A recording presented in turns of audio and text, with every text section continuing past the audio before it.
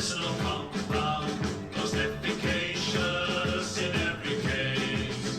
Mr. Fleas had sticky out ears, and it made him awful shy, and so they gave him medicinal compound, and now he's learning how to fly. Brother Tony was known to be bony. Welcome to this week's video edition of Connect Up. We began with Lily the Pink because we are amongst the scaffold. I got the wrong end of the stick. See, there is a link there. There is. Anyway, it's really good to be with you again Oh, on dear. this Saturday morning. But amongst the scaffold, we are here with our medicinal compound, like true British workmen Indeed. and workwomen, Yes. our cuppers. Anyway, cheers. So to our first item. Which is the point of the parable. Now, today's reflective service, the point of the parable. We will be looking at the story. We'll be, in fact, accepting an invitation to the wedding banquet of Jesus' parable, with no mention of restricted numbers or social distancing. Now, because the Ivy Court team will be administering flu jabs, which is what I thought the link was going to be with the music. Right. Forgot scaffolding. Anyway, because the Ivy Court people will be administering their flu jabs in St Mildred's once again, we're going to hold the service this morning in Zion Baptist Church by kind permission of Freddie, the minister there. Now, the usual lemon tree breakfast will follow at 9:30 for those who wish to come.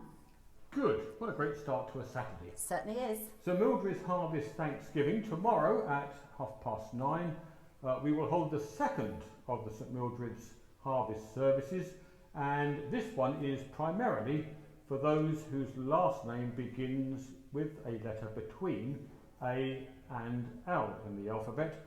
Though if you missed last week's, I'm sure we can squeeze you in. Actually, squeeze is probably the wrong word. Find room for you. Yes. Once again, we're going to be supporting Tenterden Family Food Bank, so please do bring along non-perishable items so that we can pass them on. Fantastic. I tell you what, that's 4 weeks we've had different harvest festivals on. We have. We've had to mention, we're going to miss that next week. We will. Now then, moving from the Harvest Festival to the Service of Light. Now, we would like to invite you to a Service of Light at St Mildred's Church in Tenterden, during which we will remember those who have died during the past year, together with others whose remembrance has been requested. Slightly different this year because we can only have a limited number of people in the church, so we're going to hold 4 services. So on Saturday, the 31st of October, there will be services at 2 p.m. and 4 p.m. And on Sunday, the 1st of November, there will be services at 2 p.m. and 4 p.m. Now, if you'd like to come, would you please choose a service and then contact Karen, whose details appear at the end of Connect Up, to reserve a place or places. You'll need to be able to tell her the number of people who will be attending, together with the name or the names of the people that you would like to remember during the service. Good. Thank you. Yes. From one act of remembrance to another, Remembrance Sunday this year will be rather different because the big service of remembrance in the High Street has attracted, as you know, hundreds of people in each of the past few years. Clearly, it will be impossible to hold a similar service safely this year. So therefore, a service of remembrance with a minimum number of people present, invited people, will be streamed from St Mildred's Church on Remembrance Sunday at 10:50 a.m, 10 to 11.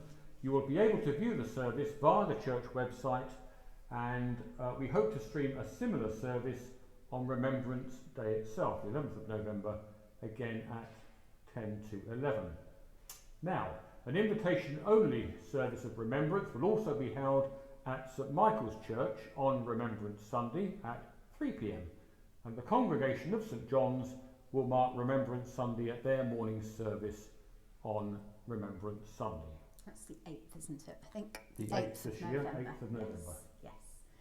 Now, if you have a look at your copy of Connect Up, you will see there all the details of the services that we will be holding in our churches over the next week.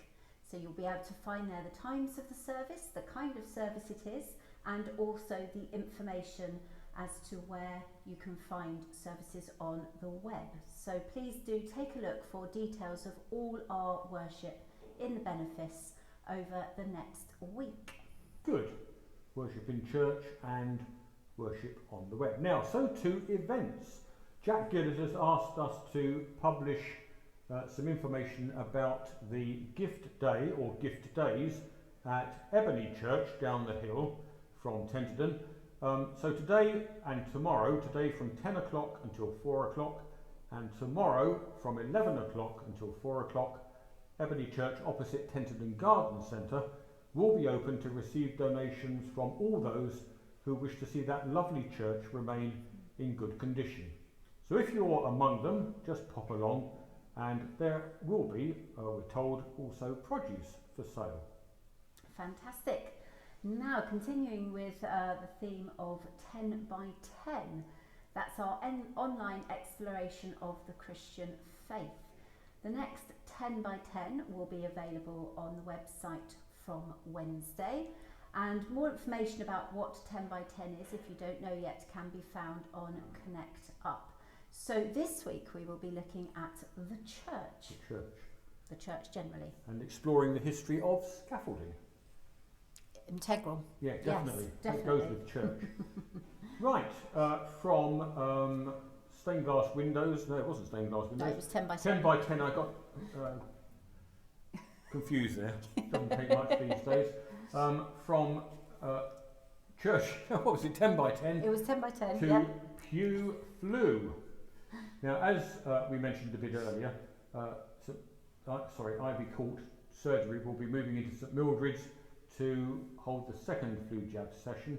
Our churches have always been places of healing and wholeness, and in addition to today's flu jab session, which runs from 8 o'clock until noon, there will be a further 2 Saturdays, we understand, and I guess by the end of it, 424, about 2,500 people, Yep. Maybe even more, will have received their flu jab in St Mildred's. So, given the challenging circumstances and the heroic efforts of the Ivy Court team, it's really good to help out and hopefully make flu jabs this year a little easier to administer. Definitely. Now, coffee at the Vine. These days we have learned to take nothing for granted, and because so many people are hesitant to return to the Vine, to today's coffee at the Vine, we have decided that we will in fact cancel that event. So there will be no coffee at the Vine today, but we do hope that we can resume before too much longer. Yes. St Michael's Annual Church Meeting. The St Michael's Annual Church Meeting, or meetings really, because it's 2 meetings in one, will be held on Monday the 19th of October at 7 o'clock. The information documents relating to the meeting have been emailed out already. There will also be printed copies to collect from the church. Excellent, good. Now we move to our section known as People, and under the heading People, the first thing we are pleased to include in this week's Connect Up is a lovely poem that was written by John Roylance. So, shall I read that, or should we leave it for the readers to read for themselves? Should we leave it for the readers to... Yeah, it is. It's a beautiful poem by the late John Roylance, and we invite you to have a look at that when you get your copy of Connect Up. Yes. Now there are a couple of amusing little entries sent to us by Tony Shaw and Carol Hammond.